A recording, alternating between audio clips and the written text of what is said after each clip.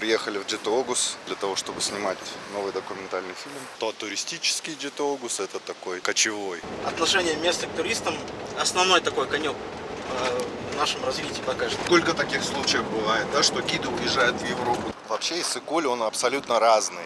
Мне кажется, да, гаишникам скучно, и поэтому они тормозят кого хотят. Инвесторы, будьте добры, постройте хороший отель здесь, на южном берегу озера Иссык-Куль. В селе нет лошади, все расхватали туристы. Целый караван кыргызских туристов уйдет в горы. Ай, мо гуляевой сон где-то надко, мурдумга тыквалсам бы.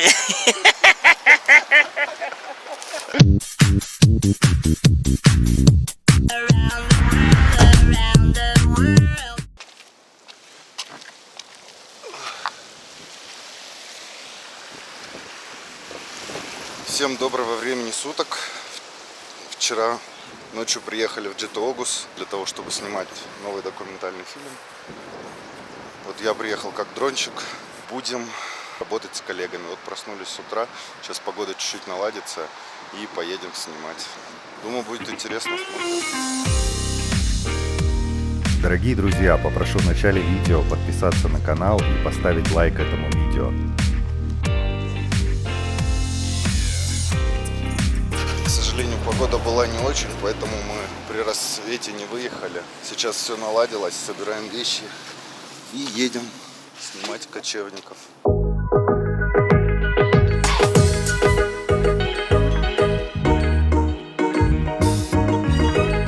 Едем на первую локацию, в один из отрогов Джитоогуза. Там стоят несколько семей кочевников, будем сейчас снимать их.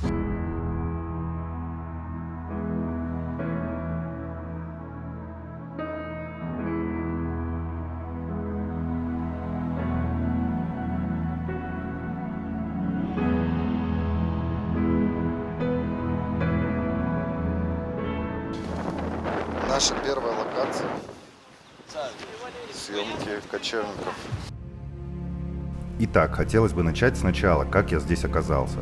Позавчера ночью, примерно в 11 часов, мне позвонили из продакшена и предложили поработать на съемочной площадке оператором дрона. Но выезжать нужно было ранним утром на съемки. Недолго думая, я сразу же собрался. К сожалению, в первый день я не смог ничего снять, так как нужно было спросить разрешение на съемки бэкстейджа у режиссера фильма. Для меня важно получить разрешение, так как не люблю некомфортные ситуации при съемках. Да и ехал я как бы наемным сотрудником. Первый день съемок мне объяснили, что съемочная группа снимает фильм о шелковом пути. Точнее, как я понял, что происходит на шелковом пути в современном мире. К нам они приехали из Узбекистана и уже отсняли первую часть фильма. Фильм снимается для китайской аудитории и будет показан на китайском телевидении. Снимает фильм британская съемочная группа.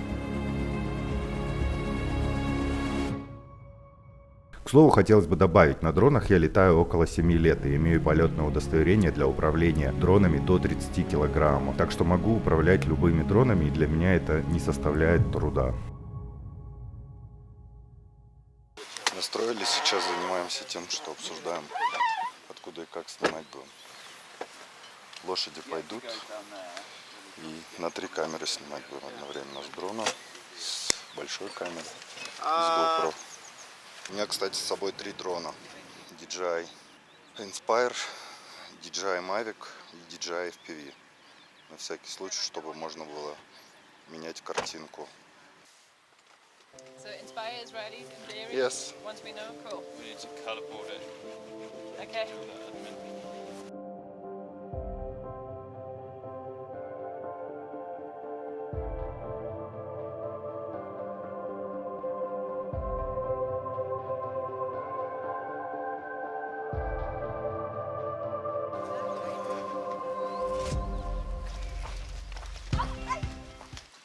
Наверное, общепринятое мнение, что документальные фильмы снимаются там во многих случаях постановочно или тому подобное.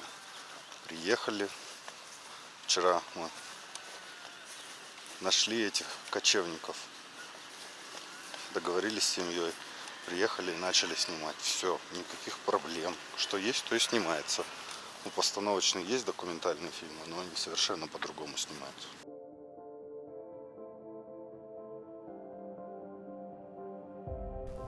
Что же мы снимаем? Почему шелковый путь и вдруг кочевники? На самом деле фильм разделен на несколько частей. Первая часть – городская культура, ее снимали в Узбекистане. Вторая же часть про Кыргызстан, рассказывает о жизни кочевников. Основная часть на данный день перед нами стояла, условно назовем это так, снимать один день из жизни кочевой семьи, живущей в горах. Съемки начались с выпаса скота.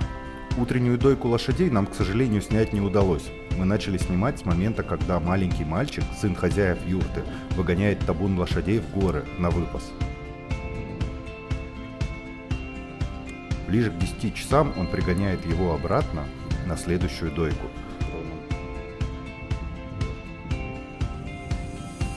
Второй сценой фильма было, как происходит непосредственно сама дойка лошадей, и как дети с нетерпением ждут с кружками свежий самал, парное кобылье молоко.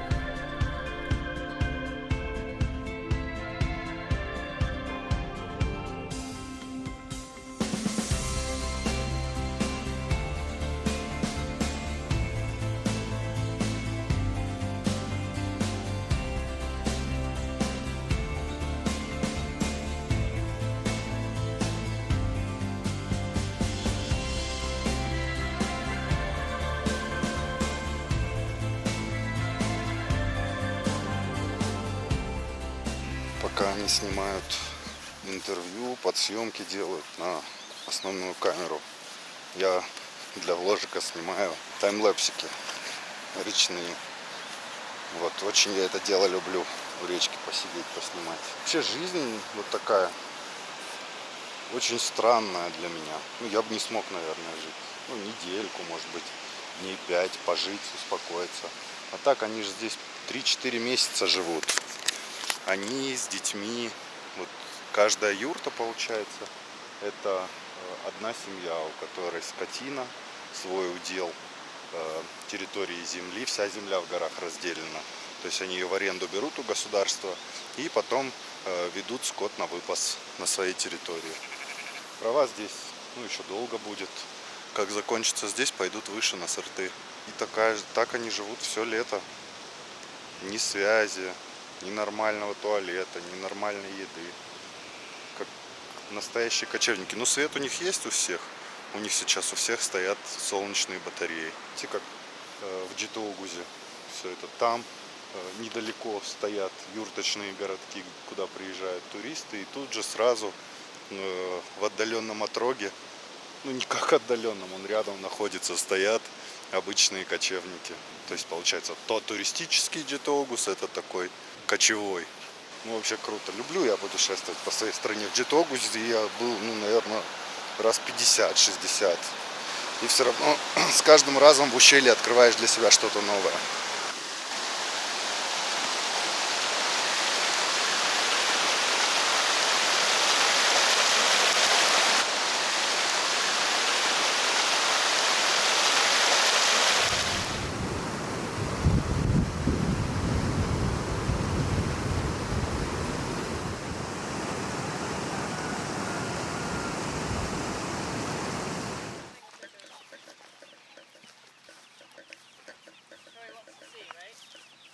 Финальной частью фильма у нас был обеденный перерыв. Снимали мы его примерно в 4 часа вечера, когда семья собиралась кушать. Конечно, они кушают так не каждый день, но стол у них стоит именно на этом месте, и они ставят там самовар и собираются всей семьей практически каждый день. Okay, drone 1 is set. You YouTuber now? Yeah, yeah. I'm trying to influence people. What? Start What you- smoking what and you buy say? like expensive watches and stuff. Are you ready? Yes. Let's do it.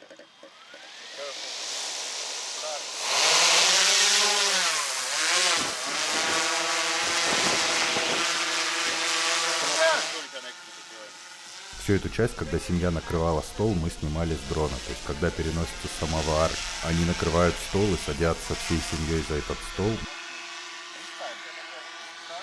Пойду я схожу к ним. Поснимаю гостеприимство наших кыргызов. Они пригласили всех, тех, кого мы снимали, пригласили всех нас на чай. Ребята не особо хотят, а я пойду поснимать.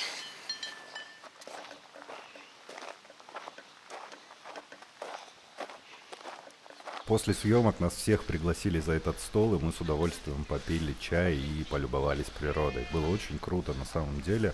Такое красивое место. Всем рекомендую сюда съездить.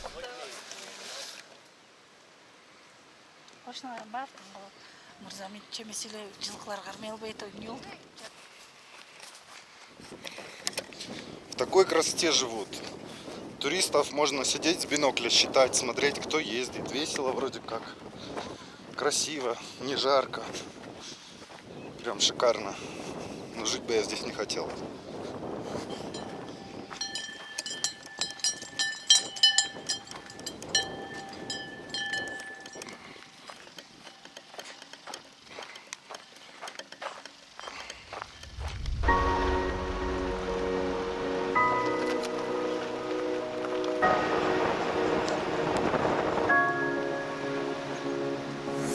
Скажу я вам, день сегодня какой-то бесконечный, просто нереально. Только вот покушали, а уже 6 часов. Поедем уже в гостиницу, думаю, часов до 9, до 10 приедем. Вот и посчитайте, рабочая смена оператора или звукооператора. В общем, весь световой день. От рассвета до заката.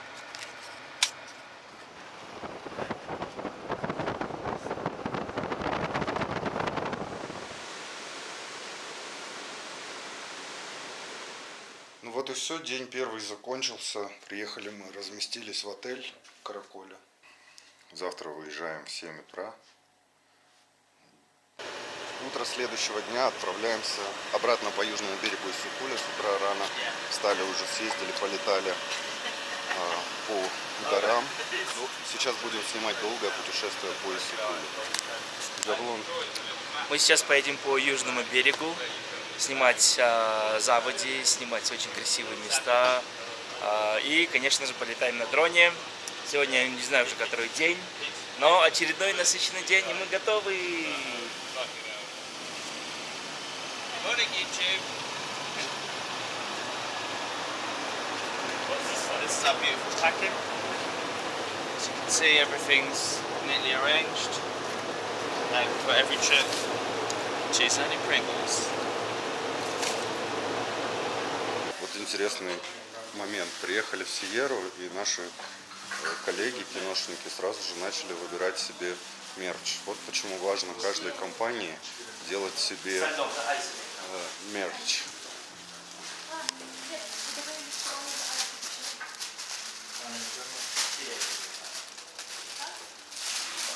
Потому что это очень удобно. Ты заехал в кофейню, тебе не надо никуда ехать, всегда проблема с футболками. Одел футболку, и у тебя есть уже запасные вещи. Так что Сиерра в этом плане рулит. Oh, that's the difference. Okay. That's the grill.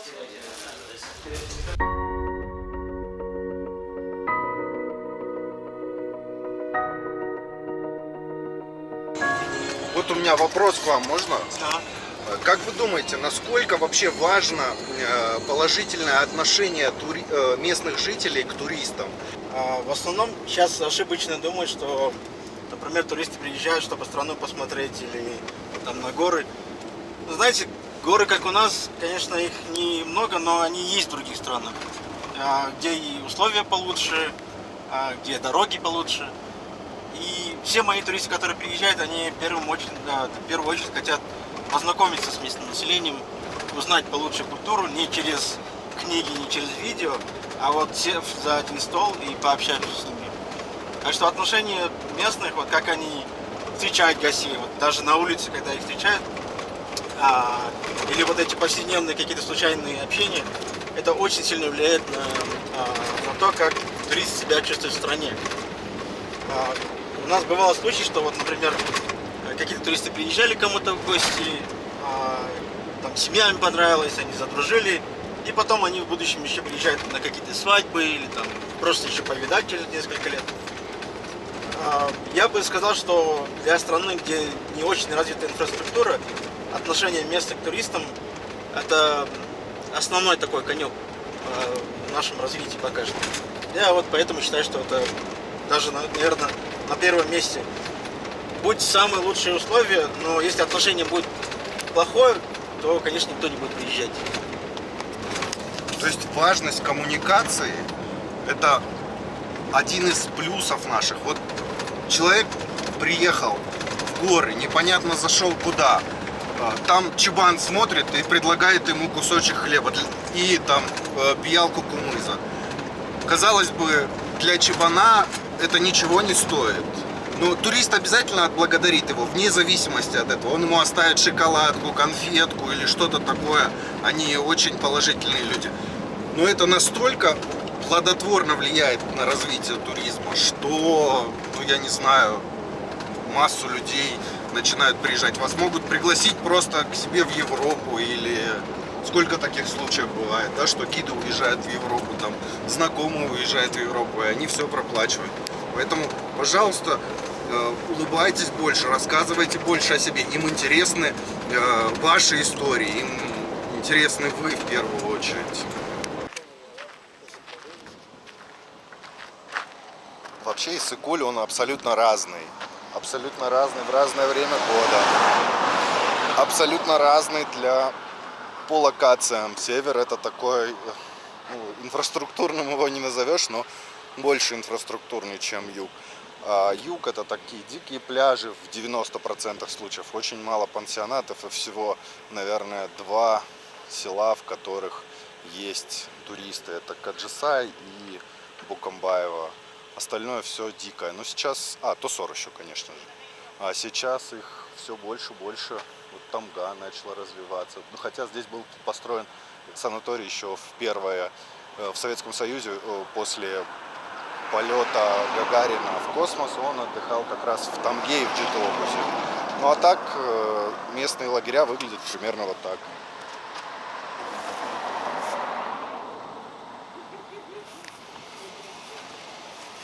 Прикольно еще то, что на Иссык-Куле все-таки остались места, где можно поймать рыбу, потому что все было выловлено конкретно до этого. Вот как это село? Чон-Джаргалчак или Джаргалчак, я точно не знаю, называется. Здесь коса такая, и постоянно огромное количество рыбаков.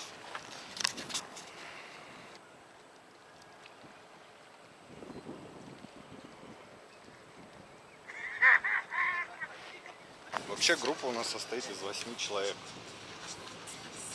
1 оператор и 8 помощников. 1 оператор и остальные.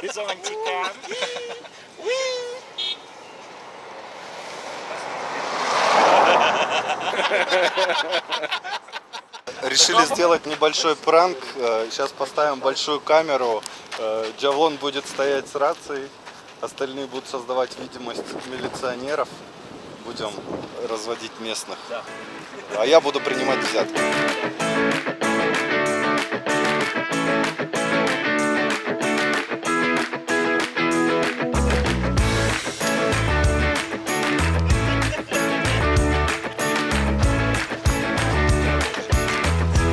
На старте, вот сейчас, мне кажется, да, гаишникам скучно, и поэтому они тормозят кого хотят. Сейчас вот гаишники проезжают. Понял, какая разница, да? Итак, первая машина будет патрульная, да? Так аккуратно проезжать. Мне кажется, он остановится. Едет. Да, все хорошо, окей. Сразу аккуратно. На Иссык-Куле есть туристическая полиция, а вы какая? Да, у нас развлекательная полиция. Проезжают машины, мы будто бы стреляем в них, да, проверяем их скорость. Но на самом деле просто шутим над ними. И они, когда уже проезжают мимо нас и говорят, что привет, да, вот так вот раз по рации передали, и все. Вы, как можете заметить, они притормаживают. Да. Заодно мы за безопасность, да. Safety first.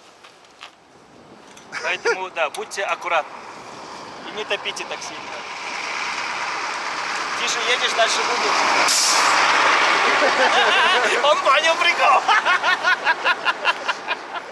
Очень странно, что практически не нарушают люди.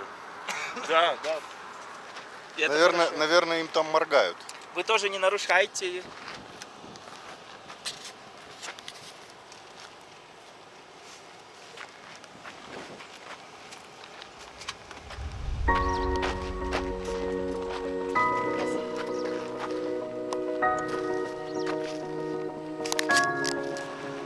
одним из значимых вещей в каждом видео является звук. Вот я когда снимаю документальные фильмы, мы редко записываем интершума, ну то есть общий фоновый звук, чтобы не использовать музыку. А зарубежные компании в основном строят на интершуме, потому что это более красивее. Вот у меня есть фильм «Птицы хищного уничтожения», ссылка будет вверху. Там как раз основная масса на интершуме записана. Насколько важен звук в видео? Очень важно. Зачем важен? Чтобы атмосферу создать. Как часто документалисты интершум записывают? Для документалки звук важен, наверное. А художественный с музыкой можно. А для документалки очень важен звук, что атмосфера создать. Правильно? Ну да.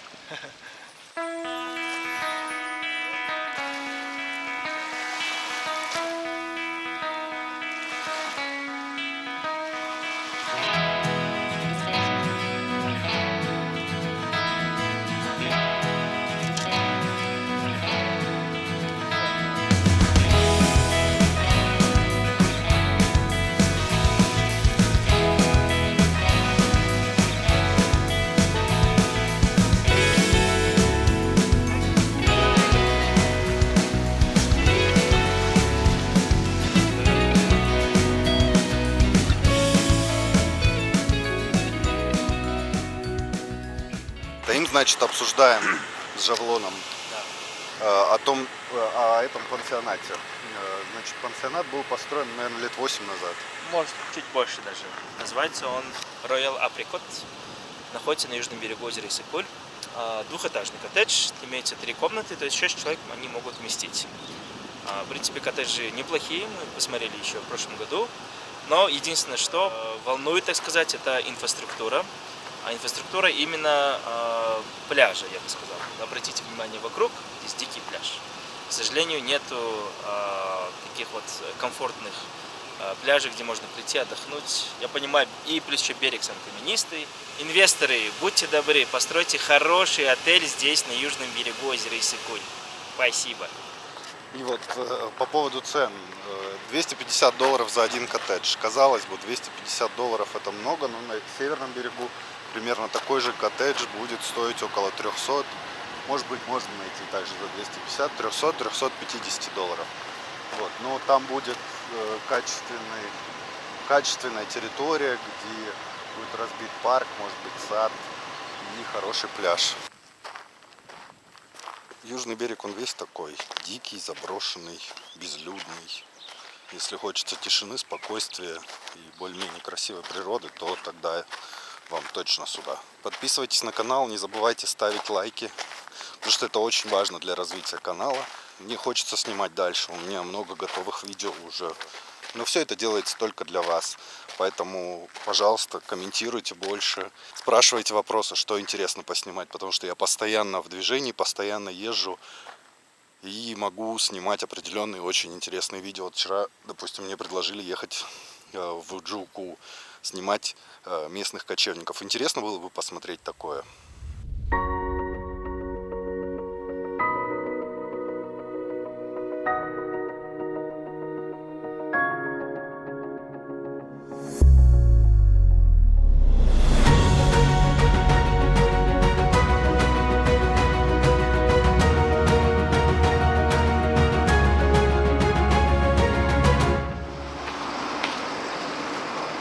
Иссык-Куль абсолютно разный по туризму. Вот, каждый раз об этом говорю. Очень много пляжного отдыха, и мне нравится. Почему на Иссык-Куле дорогие цены? Потому что сезон всего 2-3 месяца максимум. Ну, 3 это я, конечно, загнул, 2, наверное. Поэтому надо оправдывать все вложенные средства в это все. Ну вот, вроде бы как окончание дня. Сегодня приехали в гостевой дом в Чонкимине. Здесь будем размещаться. Завтра поедем снимать конно-спортивные игры. Смотрим дальше. Чонкимин находится в километрах в 150 от Бишкека по дороге на Иссык-Куль. Это горное ущелье, где очень хорошо развит туризм в Кыргызстане. Причем он развился, не более, наверное, 10 лет назад, может быть, даже меньше, 8. Вот, и здесь нет лошадей. чтобы нам снять Кокбуру. Как ни странно, все занято. В селе нет лошади. Как бы странно это ни звучало для нашей республики, но вот все расхватали туристы. То есть туризм в Кыргызстане все-таки с каждым годом все больше и больше развивается, что радует. Ребята сейчас обсуждают, пытаются найти какой-то компромисс, либо перенести это все на следующий день.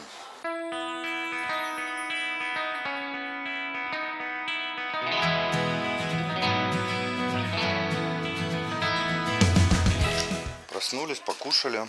Сегодня должны были снимать Кокбуру, но, к сожалению, все лошади уйдут. 40 лошадей из села уходят с местными туристами на конный тур. Поэтому лошадей нам нет для Кокбуру, и мы будем ждать до завтра. Хозяева гостевого дома сказали: нет, ни в коем случае мы не можем подвести местных туристов и отдать вам лошадей, хотя мы занимаемся тоже для развития туризма важным делом, снимаем фильм. Но вопреки всего местный туризм развивается. Вот сейчас посмотрим, как лошадей запрягают. Байке кончат бар. О!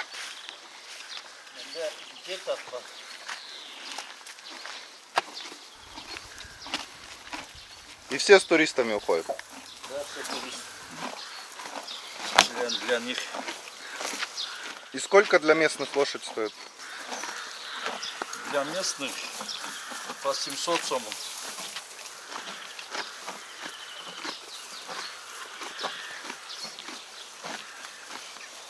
А для туристов тоже? Для гостей по 900 сомов.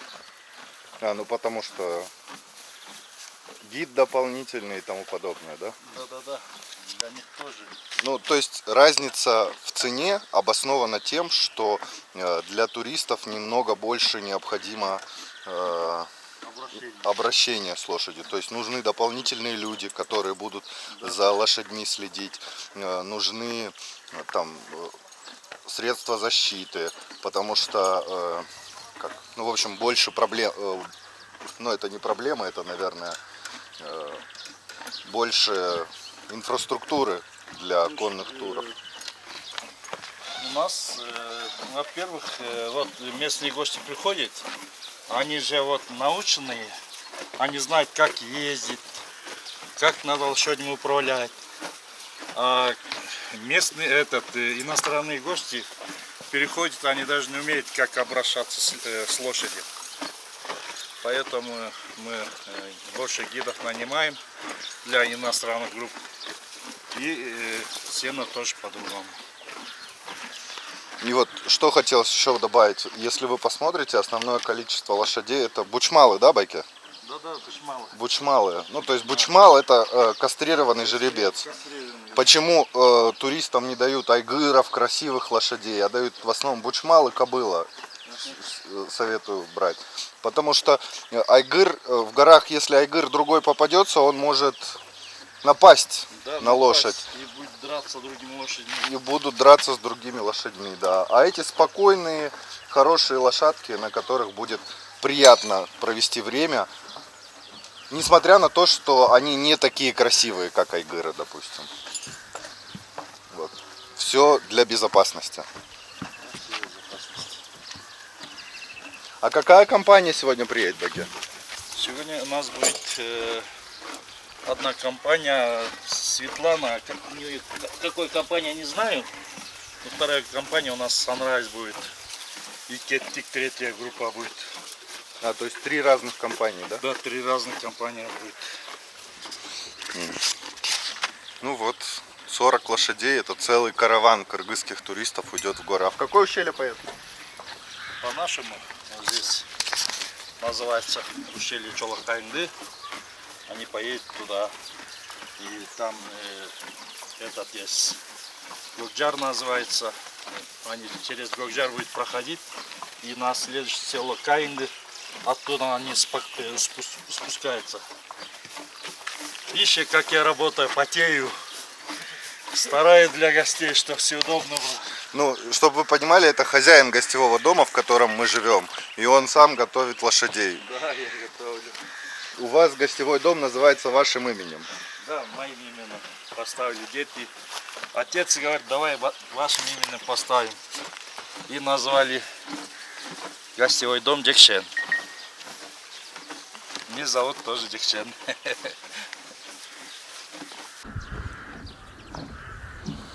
Сейчас не только я здесь встречаю, еще две гостевые дома встречают местных гостей.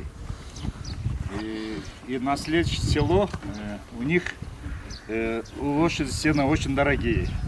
Они отдают один лошадь по $25. А у нас для иностранных групп всего по 900 сомов. А там $25 на следующее село. Калмакашу, там Тарсу, они по $25 отдают.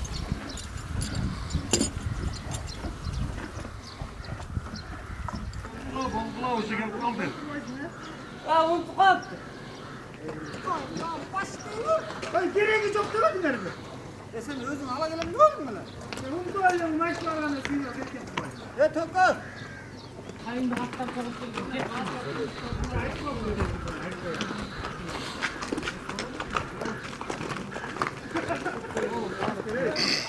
Пока Байке готовил лошадей, здесь собралось еще примерно столько же. То есть со всех улиц к одному месту стягиваются лошади, когда приедут туристы местные, чтобы все уже было готово. Раздадут лошадей, но сейчас посмотрим, удастся нам посмотреть это все или не удастся. Раздадут лошадей и поедут. А там вон тоже какой-то движняк идет, собирают на Джайло, наверное, отправлять кого-то.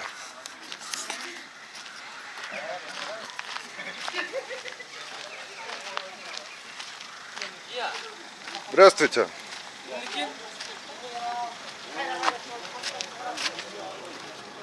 На Джайло, да, поедет?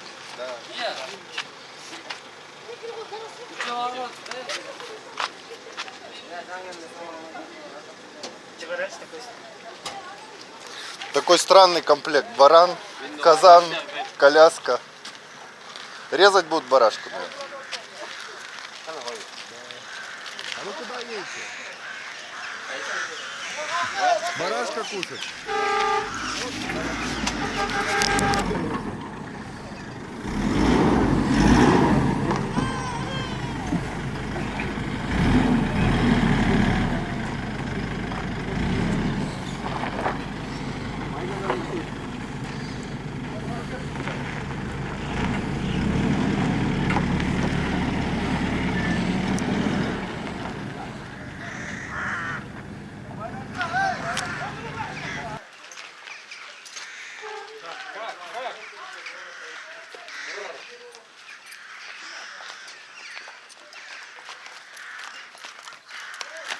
У нас, в общем, здесь 42 лошади будет. А на следующее село, мой второй дом, там будет 22 лошади будет. На следующее село. И здесь еще другие встречают. У них тоже где-то по 20, по 30 лошади собирается. Самое много лошадей у меня собирается. А сколько всего в селе лошадей для туристов? Ну, где-то больше 100, наверное, лошадей есть. И вот примерно все 100 и пойдут сегодня. Да. Они в одно ущелье пойдут? Одно ущелье, да. Да, это представляете, какой караван из лошадей. Приехали туристы, сейчас чуть поснимаю их, как они выглядят. Я тебя не трогаю. Это камера. Камеру не съешь.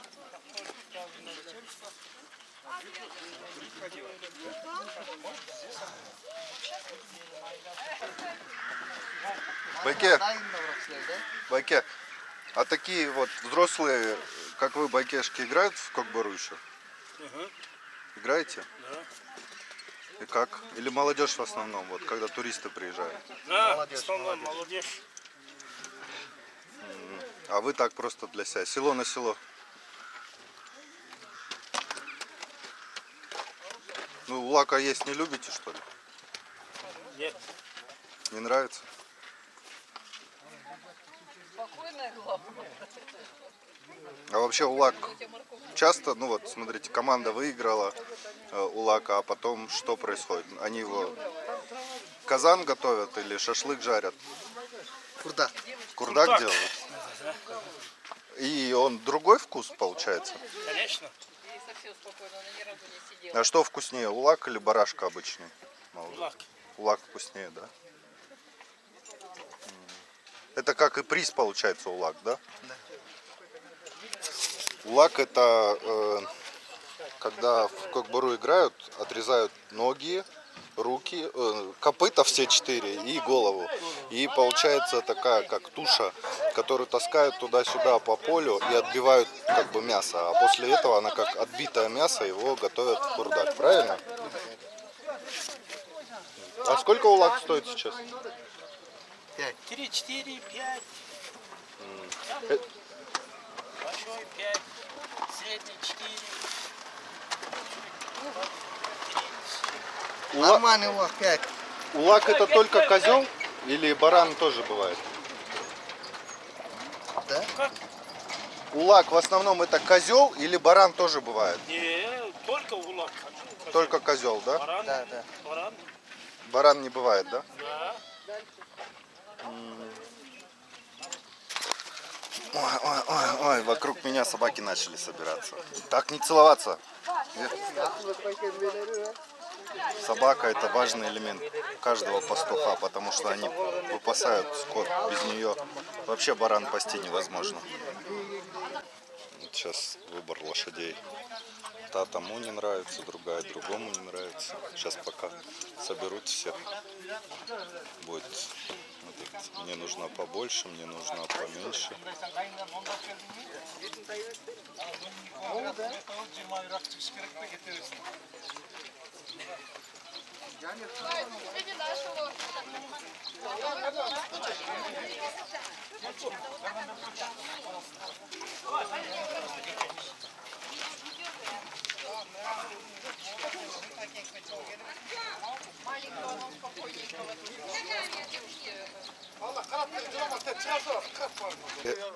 Счастливый вернулся. Всем помог. Баке всем помогли. Да, помогли. Сколько Уже человек ушли. было? Здесь 19, гости приехали 19, а наши двое пошли, в общем 21 лошадь пошла сейчас. Еще сейчас вторая группа. Еще будет. вторая группа будет. Да, ну многие не умеют, да, ездить. Первый раз. Да, первый раз, вот видите, все приходят, умею, потом боятся. Вы всех помогаете, учите? Да, помогаем, учим. Они сейчас где-то километр проедет, потом начнет. Трястись? Да. А два гида зачем? Один направляющий будет, дорогу показывает. А второй сзади всех собираешься, они останутся как каждый место. Вот лошадь куда управляется, туда идешь же. Всех собирать надо же. Ну да. Один вперед выходит, дорогу покажет. Второй всех сзади собирает. Вместе кучами пойти надо. Да. А там же дорогу много же тут, там наверх ходит. Туда ходит, куда ходит. Одна дорога в горах. Нет, много же дорога.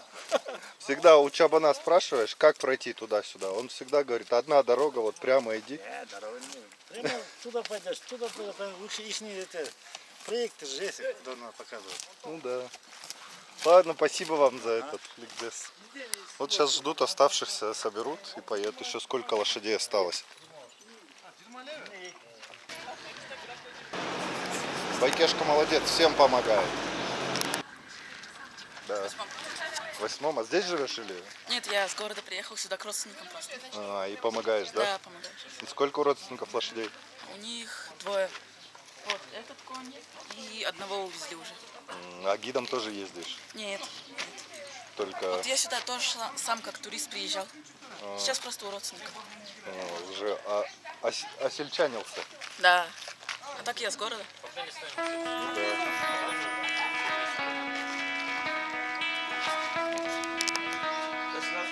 Big like that.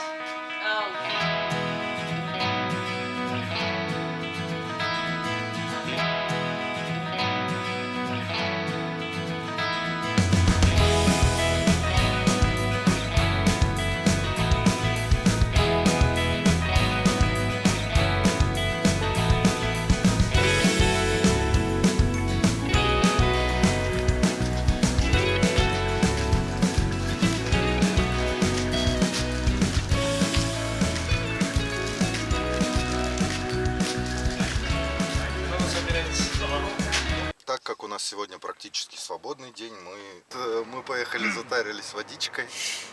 Вот, кстати, большой минус, да, приучили людей к легенде, а легенды не найдешь, в основном Бонаква. А вот люди принципиально пьют легенду. Почему ты пьешь легенду? Я поддерживаю наших соотечественников. Вот. Да.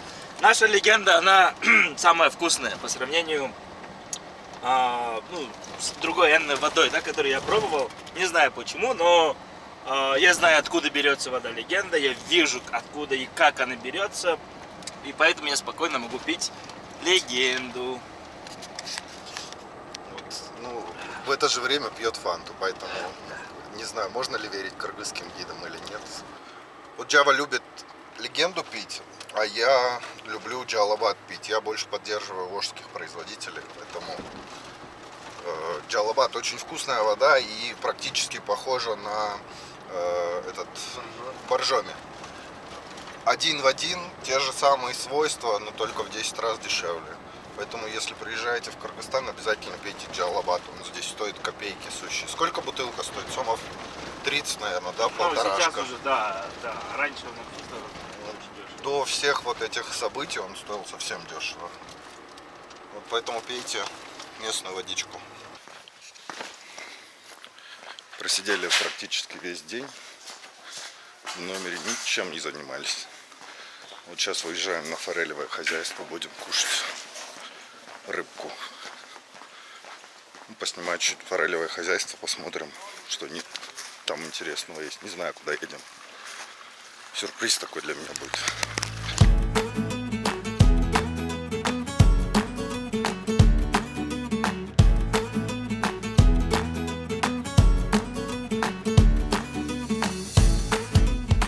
Форелевое хозяйство называется Фореля Экоферм. Экоферма. Находится оно, не доезжая того места, где мы жили по дороге Чонки-Минской, прямо на самой дороге.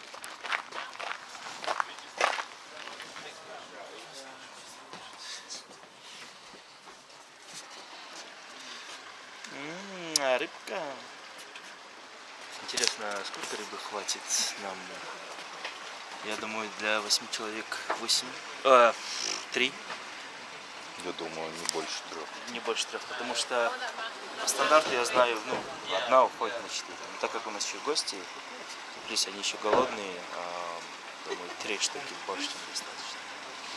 Ну еще смотря какие, но они же здоровые все. Вон там, здесь совсем здоровый, можно их покушать. Сколько здесь рыба стоит? 12 сотен. 1200 сомов? Да. Это килограмм? Это килограмм. Готовая? Да. Ну, недорого. 1200 сомов килограмм. Как раз 2 штуки от третьего маленького, это, да? Че, где хозяин?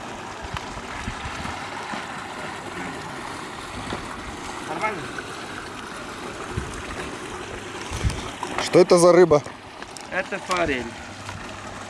Вот это хорошенькая. Вот это, сейчас, мне кажется, маленькая. Ну, выпусти ее. Красавчик. Все? Какая форель? Это радужная форель. Не янтарная. Не янтарная. Гем хозяин.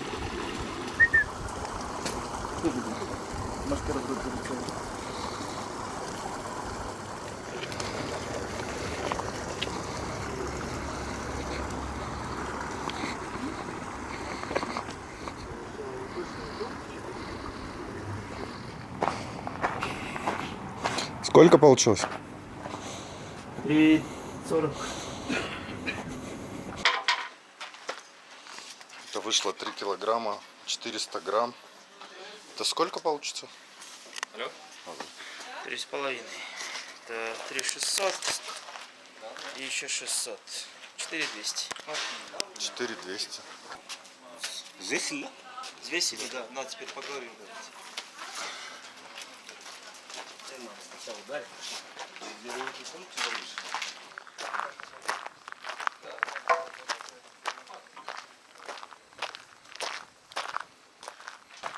А, 3,38, да? А у вас сколько было? 3400.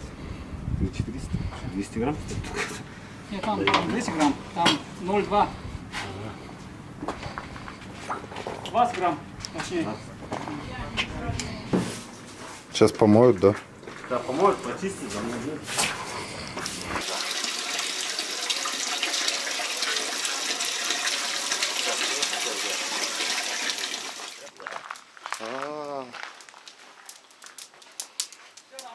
А как маринуете?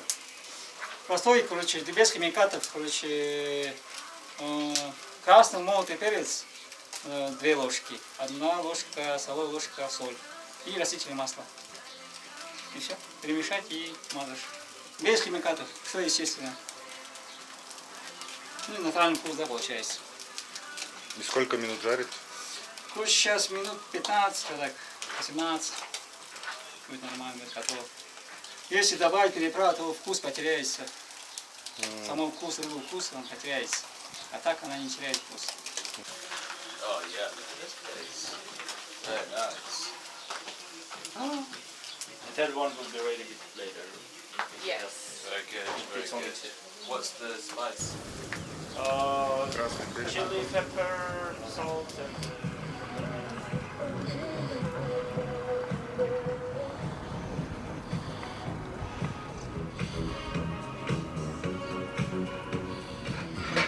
Из контейнеров построено все. Прикольно.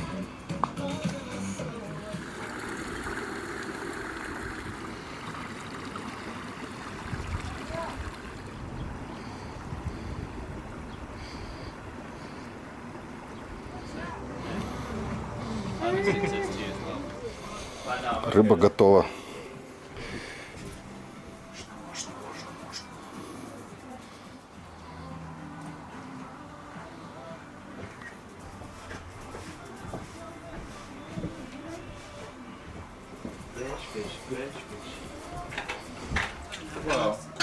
There's going to be a lot of pressure on. Please. Of course. I listened to a podcast the other day that was saying about. Можешь сюда сядешь? Да, можешь. А, you can take this.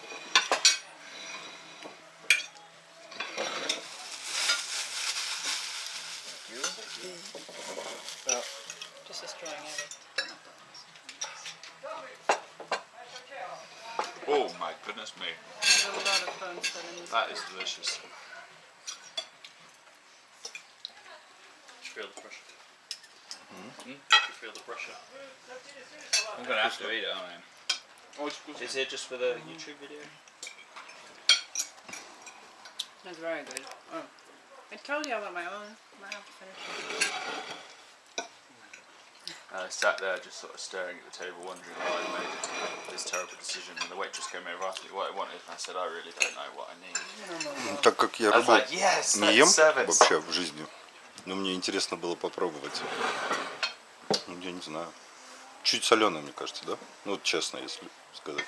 Ну, вот это, по крайней мере, менее соленое. Да, она не очень сильная. Ваш я не пробовал, но вот этот мне нравится. Я тоже не люблю соленые блюда. Ну, а так очень вкусно, я думаю. Сейчас попробую другую. С меня хреновый обзорщик рыбы, потому что я рыбу не ем. А ребятам всем понравилось. Мне тоже нормально, я рыбу, наверное, лет 8 не ел вообще. Ну, вкусно. 3,05, да? А ребята, те, которые рыбу любят, говорят, очень хорошо. 0,5, 3 штуки, да? Рыба вкусная была очень. Ее было недостаточно. Ну, очень вкусная рыба. Ну, то есть на 8 3 рыбы мало. Не, по-моему, хватило, я вот это. Ну, вот я наелся. Сколько? Так, я наелся. Там получилось. Сколько килограмм? 4, да? 3-4. 3 килограмма? 3,5. Окей. Короче, смотрите, На 8 человек косот хватает. кола, фанта, 5 штук, да, общие. Да. Один плюс чай. 5, 187. Итого 5,187 за 8 человек. С салатами, с Чек у нас нету. пивом, с колой. Я думаю, это вообще дешево. Меньше, чем 1000 сомов на человека. И вкусно. едем дальше. Спасибо вам большое!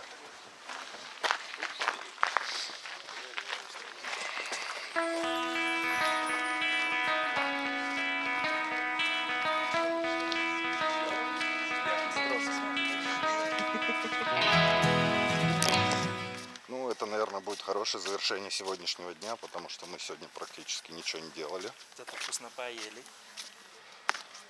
И завтра мы встаем в 5 утра и выезжаем. В 5:15 выезжаем, да. И начинается... Ух! В общем, вечером решили мы оседлать все-таки качелю. Проверили по весу, вроде она нас выдерживает.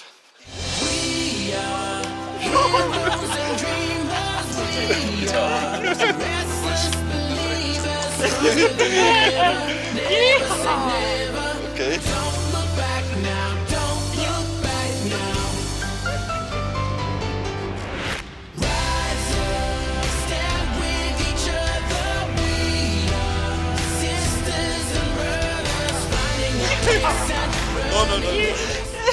Как качеля это называется? Серфинчек, да? Серфинчек, да. Это кочевая качеля, когда устраивали праздники. И это страшно. Когда устраивали праздники, допустим, это то или там какой-нибудь юбилей, то вот такие вот качели были. И, естественно, приходили туда незамужние парни, девушки, качались. И, допустим, если какой-то парень увидел девушку, то он мог ее туда позвать. Они просто раскачивали, вот так вот общались. А потом он раскачивал немного сильнее, и становилось страшно. Он не тормозил. И тогда он говорил ей: выходи за меня. Она говорила: нет, нифига, я не выйду за тебя. А он еще больше раскачивал. Вот так вот. Слушай, у вас конкретно И тогда девушка от страха говорила, что она согласна. И таким вот образом создавали семьи в Кыргызстане. Вообще в советское время эти качели стали популярны, и они стояли во всех уважающих себя парках и назывались лодочками. Это не качай. And then we'll get. That's what we want. 5 утра встали, смотрим, во сколько встанет солнце. Выезжаем на крайний день съемок.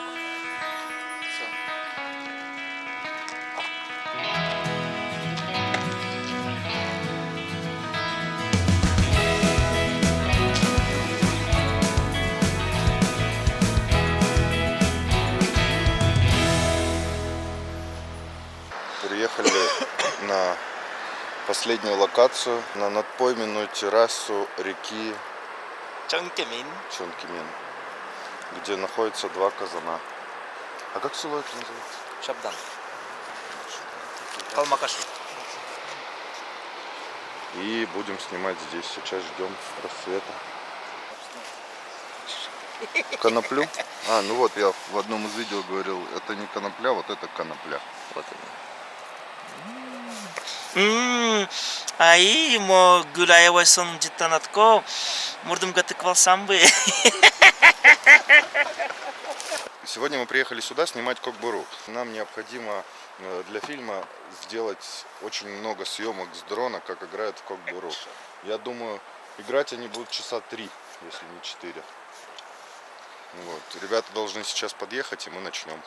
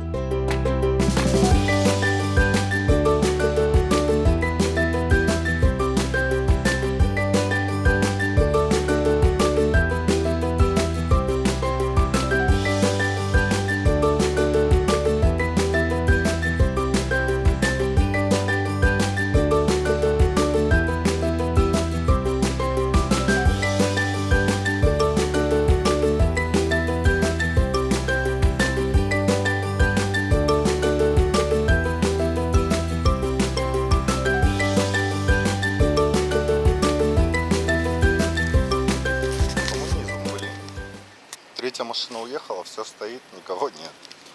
Дай бог, чтобы ничего не сперли. Но я доверяю нашим людям. Не должны они ничего спереть, надеюсь. Готовим для полета Inspire и будем уже начинать съемки. Сели вот на такой локации, вот там люди уже играют, здесь дрон.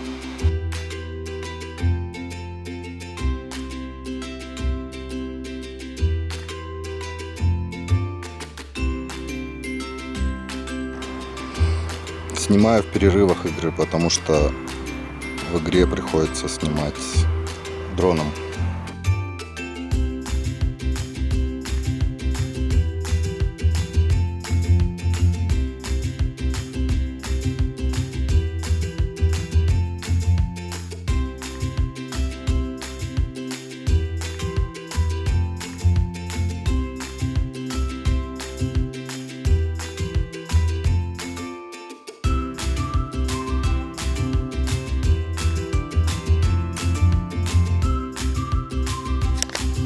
Приехал Данияр, пока я снимал на Inspire, он летал вокруг и снимал. Всем привет, на FPV летал, он там лежит уже, FPV-шник уже пыльный. Кто-то орет, дрон упал, дрон упал. Я думаю, как упал, я же связь не теряется. Когда?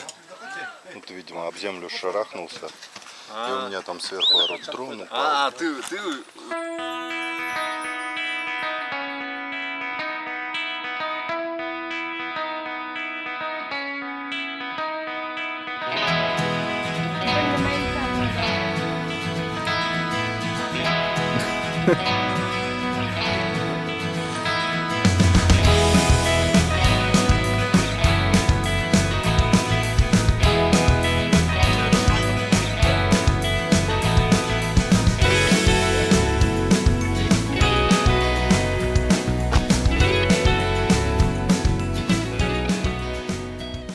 А вот наивный Данияр у нас решил... Уже в голове уже представлял, как я заливаю в Инстаграм. А потом думаю, блин, так, на дроне не мой GoPro, флешка не моя. Блин, ладно. Все дела, да, авторские права у них, да? Ясно. Хотел в Инстаграм залить.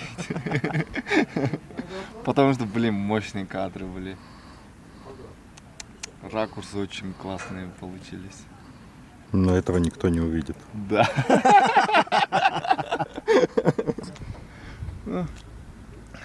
Нету. Вот что хотелось еще сказать. Огромное количество кадров, наверное, у Данияра идут только по авторским правам и уходят за рубеж. За рубеж, не использованы здесь. И даже я думаю, что и он, и вы большинство своих фильмов не видели. Ну, хотя эти ребята, они более спокойно относятся к бэкстейдж. У нас есть съемки, например, пока само шоу не выйдет, мы даже бэкстейдж не можем вливать. Мы не можем говорить, где мы работаем, что делаем, пока это все не выйдет на канал. На продакшн, да? Да, поэтому я спросил, бэкстейдж нормально, а то... Эти ребята нормально относятся, а у нас были другие, которые вообще ничего нельзя говорить. Даже в Инстаграм свои фотки на проекте нельзя выставлять. Потому что обычно мы в футболке, я грусть хочу снять на вашем лице. Я выложу в YouTube, наверное, через 2 недели. Я грусть запиваю обычно.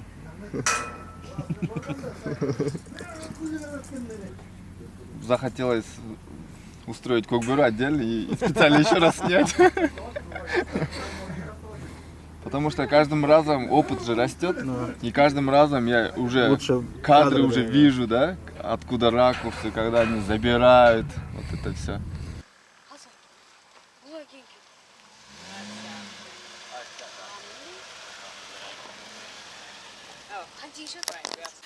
Не смотрел мой влог и не подписался, а ты посмотри и подпишись. Вот не будь как некоторые. Ну и в данный момент мы завершили все съемки. отсняли все возможные локации, все, что планировали. И сейчас возвращаемся домой. Смотрите, подписывайтесь, ставьте лайки, комментируйте обязательно. Скажите, заходит ли вам такой контент, где я работаю, а не просто путешествую. Потому что для развития канала это очень важно. Всем пока!